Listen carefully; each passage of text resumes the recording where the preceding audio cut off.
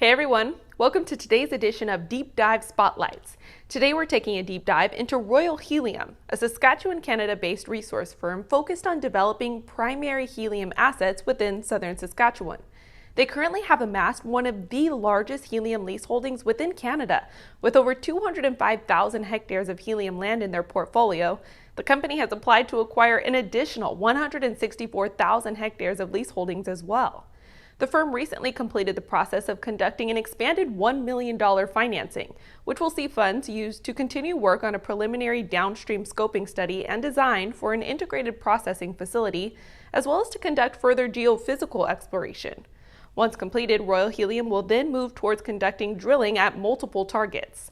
Here's Royal Helium CEO Andrew Davidson to tell us more about the project. Andrew, Royal Helium recently completed a financing, so what's the next step for the company? The next step for Royal is pretty simple. We're singularly focused on drilling helium wells in Saskatchewan. So where we go from here is take the proceeds from that financing and de-risk as many drill targets as we can before we actually commence drilling.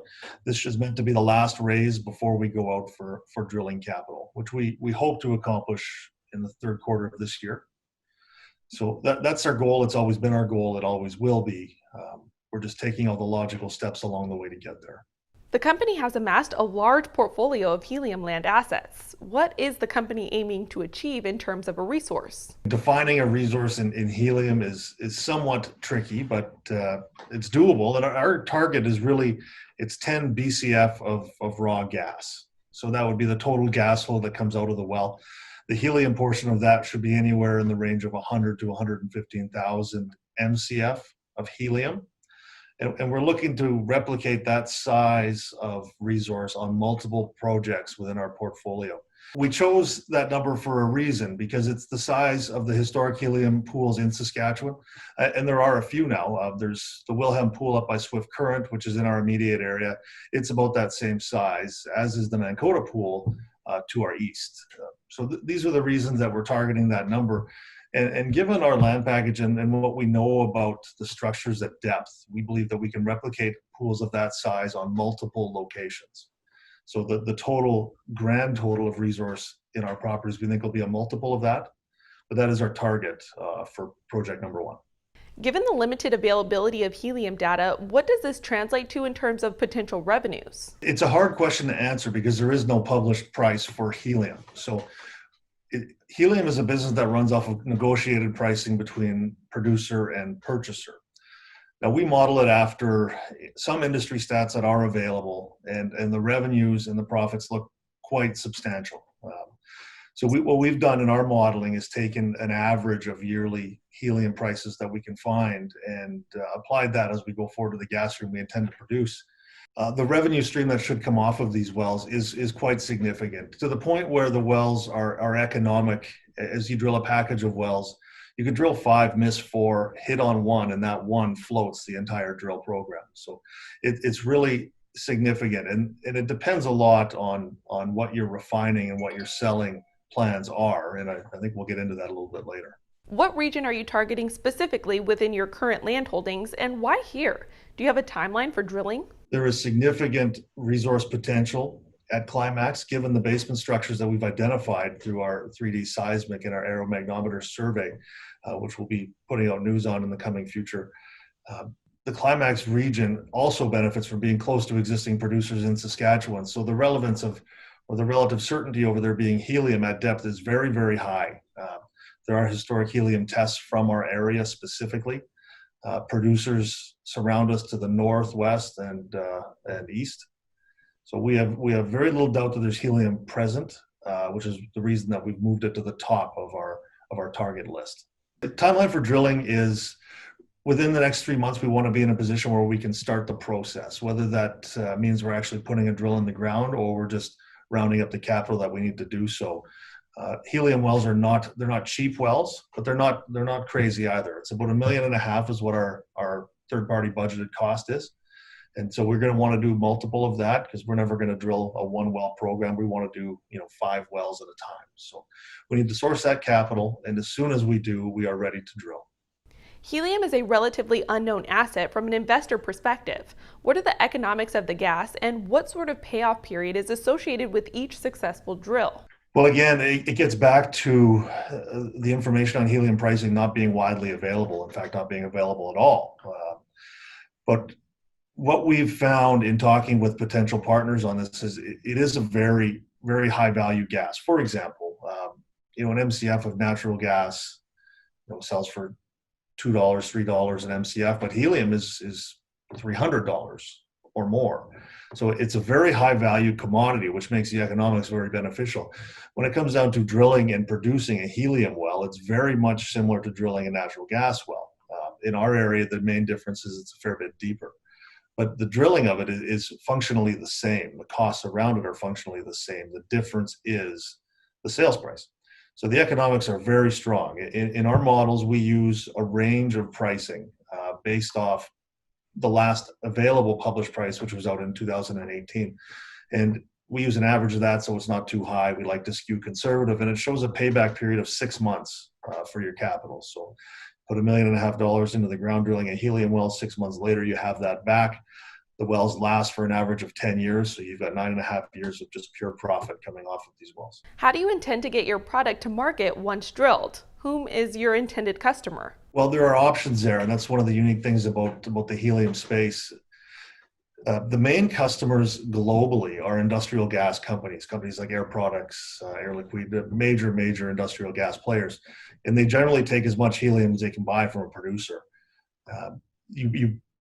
They pay you on wholesale rates for gas, so it's not the highest price you can get, but it is certainly the easiest sell. They'll take gas immediately from the wellhead, which saves you the cost on refining, upgrading, and all those things. So you can go down that road, and we are reviewing it, and we have reviewed it. The other option is to upgrade it yourself and then sell it to either the industrial gas companies or end users. And that's the model that we're looking at right now. Our long-term vision is to become a producer, refiner, seller, as opposed to just a producer and seller. But initially, as we get started, our first few wells, we will probably be looking to sell gas at wellhead, just for a cost savings on building a facility standpoint. What's the long-term vision for Royal Helium? Do you intend to stay solely in Saskatchewan? We have enough property in Saskatchewan. We're around the 400,000 hectares of helium land and lease in Saskatchewan, when we include the permits we've applied for and should receive shortly. That's enough land to keep us busy for a number of years. So our target initially is to stay here. Now, that said, we will review any potential helium ground globally to look to add it into our portfolio if we think it's accretive for our shareholders. And there are some out there, not many, but there are some. And it's a matter of knowing who's got them and being able to work a deal with them to get them in an economic fashion. We're not in a rush to do it because we have so much ground here in Saskatchewan, and we're going to work on developing that. But should a situation arise where a property becomes available in the US or in Alberta or wherever, we'll certainly consider it. When discussing helium, most think of balloons. What is the gas primarily used for? Yeah, no, this is a question I get every time I talk about helium, no matter where we go. I say I'm here to talk about helium, and the first comment is, well, that's just for balloons. Well, it is for balloons. There's a lot of market for that. However, the largest uses of it are things like healthcare, rocketry, high-tech manufacturing. The largest single component, while there's some variability, is generally MRI machines. It's used to cool the magnets that spin in MRI machines. Its unique properties allow it to stay a liquid at absolute zero, which is generally why it's used as an industrial coolant. In healthcare, in rocketry, whenever Elon shoots up a SpaceX rocket, there's a fair bit of helium involved in that process.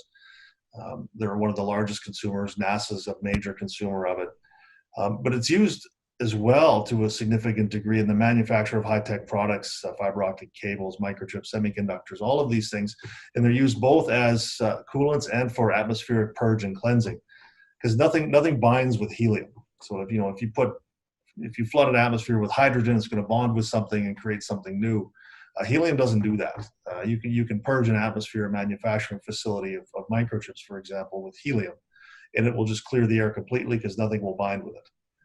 It's one of the unique things about helium. It doesn't bind with anything. It doesn't react with anything. It is completely inert. One question we like to ask executives is, from a business perspective, what keeps you up at night? A lot of things. But as it relates to helium, what worries me the most is the lack of attention to it on the production of it. And it is a critical element, a critical gas. It's why it's on the United States government's list of strategic minerals. It's got use in defense, but in healthcare. And what worries us the most is, it sounds almost corny, but almost running out. I mean, as supply dwindles, there is no replacement product for it. It is highly, highly needed, and it's not quick to come to market either. It takes a long time to find these deposits and produce them and refine them in an economic fashion. So my worry is that we're not successful in creating the media attention and the investor attention that is required for an industry like this to develop and become a mature industry on its own. And we're doing our part. Other competitors in our space are doing their part, and we're seeing some uptake. I mean, this interview is an example of that. People are starting to sort of open their eyes to helium being more than balloons and squeaky voices. Well, thank you so much for joining us, Andrew, and thank you so much for tuning in. Make sure you come right back here again soon. See ya.